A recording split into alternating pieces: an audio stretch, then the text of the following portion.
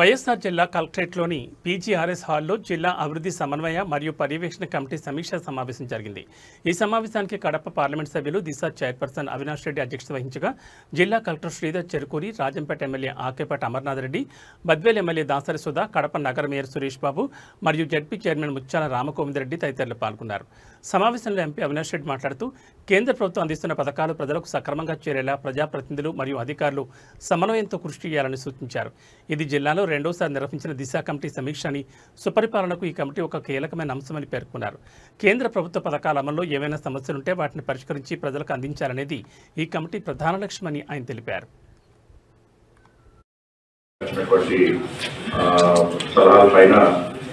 ఒక action taken report కూడా మనం ఈ కమిటీకి సబ్మిట్ చేయడం జరుగుతాం సార్. అలాగే మీ అనుమతితోటి వివిధ సబ్జెక్ట్స్ అంటే మనకి స్కీమ్స్ ఏవైతే ఉన్నాయో ఆ స్కీమ్స్ ఇంప్లిమెంట్ చేస్తున్నటువంటి అధికారులందరూ కూడా ఈ సమావేశానికి హాజరవుతూ ఉన్నారు. వారు డీటెయిల్డ్ గా ప్రోగ్రామ్ గురించి, అలాగే కరెంట్ ఇంప్లిమెంటేషన్ స్టేటస్ గురించి, అలాగే దాంట్లో ఉన్నటువంటి issues గురించి మనకి బ్రీఫ్ చేయడం జరుగుతుంది sir. So before I address, I request the officer, sir, I request the honorable chairman to say a few words, sir, so that we can.